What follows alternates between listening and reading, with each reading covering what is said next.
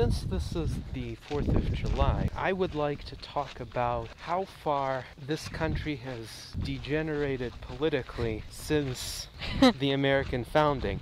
What would Thomas Jefferson think of the Obama administration? I think, compared to the Obama administration, King George looks very promising indeed. See, I always get really wary when this subject comes up because all this talk about freedom and the founders has been utterly hijacked by the Tea Party movement and the birthers and people who are effectively crazy conspiracy theorists. Well, I think that... I mean, obviously I agree with you. There has been a massive decline in the liberties that people actually have. If you take, for example, this BP oil spill and how now you can't get close to it without getting a felony charge if you have a camera, you know, at a $40,000 fine. What happened to free speech and being able to film stuff on public property? Yes, and originally that was just BP's policy, and at the time I said that that was sufficient justification for the company to essentially be forced into bankruptcy because of the way they were subverting the resources of the U.S. government to censor the free flow of information and to threaten people, try to obtain essentially the truth. Now, well, but however, now the Coast Guard is behind it, and the rest of the government. Yes, it has become official government policy, which says something about the way this administration tramples on the First Amendment. Moreover, remember the presidential order that came out just a few months ago authorizing Obama to declare anyone, including American citizens, to be fitting targets for assassination. This makes George W. Bush, with his waterboarding, look like a Care Bear. Yes, seem like a champion of civil liberties because, well, all George W. Bush did was waterboard and he suspended habeas corpus a little bit here and there. Yes, detain people in low-quality facilities where really I think some of them were abused, like in Abu Ghraib and Guantanamo. But even that is so mild compared to what this administration is doing. Well, this administration is opening the gate for terrible things to be done.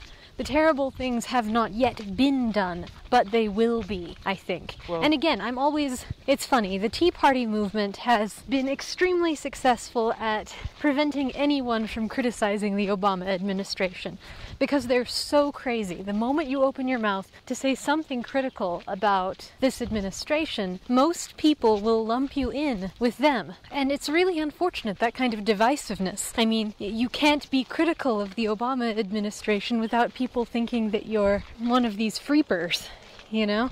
Freepers refers to the Free Republic, which is an extremely neoconservative site. There's a lot of vitriol and ad hominem attacks and very unpleasant conduct that occurs there. It just doesn't set a good example for people who do want to level these kinds of criticisms. Even if you want to have justified criticisms, now it seems like no criticism is considered justified. I wonder, though, to what extent there has been success by certain media favoring the establishment in portraying all of the opponents of the Obama administration the way a few very unsavory characters are portrayed. Every movement is going to have very unpleasant figures, people who engage in rioting, people who engage in rhetoric that doesn't match any expectations of rationality or any intellectual standard, and any movement might be demonized by pointing to its very, how shall I say its extremist adherence. Extremist isn't even the word, it's uncivilized adherence. Well, I suppose I would call those the most extreme in their rhetoric, certainly. But I don't think you can really blame the mainstream media. A lot of what's been done by these groups has been publicized by them. And it's a shame because it started from what was a positive effort. Ron Paul's revolution during his presidential campaign. Yes. And he had this Tea Party thing where you were going to raise a money bomb so that he could have funding for his campaign, and that was great, you know. It roused up young libertarians. But it's become something very different. The neoconservatives and theoconservatives saw an excellent opening for themselves here, and they co-opted the movement. Yes. And now they're like blah blah blah flags, blah blah blah founders, blah blah blah Christianity, blah blah blah socialism, you know. And it sets a terrible example for those of us who do want to have a civil discourse, because they've taken words that used to be part of those civil discussions and turned them into hot-button words, so you can't pronounce them without people immediately accusing you of being one of these irrational critics. You know, a critic who is a critic for the wrong reasons. I think what's important is to drop the labels in a way. It's important for people to recognize that just by expressing a certain idea, one doesn't become associated with other people who might sometimes express that idea in some context. I agree with you, and I wish that this was a generally understood idea that you're expressing, but most people will put you in a category with other people who have expressed ideas that sound similar, even if those ideas aren't actually similar in practice. I mean, now you can't actually level any critiques at socialism, because people will hear you say that and they'll think, oh, you're one of those people, you know? It's a shame, but then that's the fault of the people making the prejudgment. It's the fault of people like Glenn Beck and Bill O'Reilly and Sarah Palin. It's a kind of populist movement that's extremely anti-intellectual. I agree, but I think there's also the fault in people who make these blanket judgments without discernment, without really recognizing particular individuals as individuals, as having their own ideas.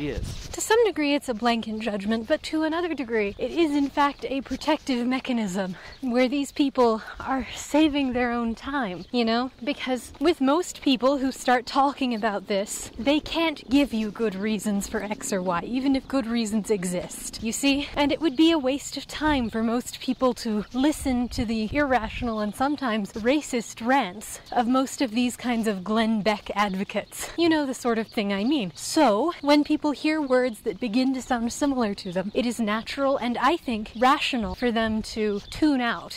They're accustomed to hearing a certain kind of bad judgment. The bad judgments far outweigh the good ones. Unfortunately, though, there's a whole intellectual tradition that is quite different from what the Tea Party movement has become. It's what the Tea Party movement was at first, with Ron Paul and the Austrian economists and so forth. Yes, and it has such a long history and such a rich philosophical background to it that it's a shame to have it lumped in. I mean, can you even imagine Glenn Beck trying to read Human Action? It's ridiculous to think about. Glenn Beck couldn't get through the first 10 pages of Human Action. Well, Glenn Beck did on his show recommend The Road to Serfdom, so that's something. But The Road to Serfdom is famous and popular. He probably recommended it because it's famous and popular among conservatives, as far back as William F. Buckley, not because he's actually read it. Well, I can't say what Glenn Beck has or hasn't read, obviously. However, I do think he sets a bad example with the kind of tone that he uses on his show, and his attempt to dumb everything down in a way. Oh yeah. Now, at the same time, it's necessary to be able to criticize the administration, because I think if that is lost, then this country becomes totalitarian by default. In a totalitarian state, no criticism is tolerated, and it doesn't really matter how it's not tolerated. Yes, some totalitarian states will kill you if you dissent. In others, people are simply intimidated into silence. The most effective totalitarian state is one which doesn't have to kill anybody because nobody dissents. Nobody wants to dissent. Everyone North Korea. Yes, well, North Korea, people are probably killed and imprisoned and dealt horrible miseries all the time, but the penalties are so harsh that most people don't even bother dissenting. Right. It's easier for them to live the way everyone else lives. Right. It's actually interesting. In the Soviet Union, there was an immense crackdown under Stalin, but Stalin was also extremely insecure about his own power. He felt threatened on all fronts. He felt threatened by his own highest subordinates. He felt threatened by the Polish military, and so he had his executioners massacre around 40,000 Polish officers. Wow. And, of course, he felt threatened by the Nazis. And first, in 1939, he signed a non-aggression pact with them, but then they invaded anyway, and Stalin fell into a depression for many weeks. During that time, he didn't issue any orders to the Soviet military, and so they didn't know how to respond to that invasion. And until the Nazis reached Moscow, essentially the Soviet army barely resisted them at all. Which is why I'm sure Hitler felt like he was doing very well. Yes. The way I was always told the story, this is interesting, as an American history student. I was always told that narrative in such a way that it sounded like Stalin had done that intentionally, to lure the Nazis into a trap which would then be very difficult for them to escape from. Oh no, if there's anything more incompetent than Russian military strategy, it's very hard for me to pinpoint that. But Stalin did not have a successful totalitarian regime. He tried. But if he had a successful regime, he wouldn't need to have killed so many people because all the problems would have been solved already. Of course. Well, but that's the case with all dictators though, right?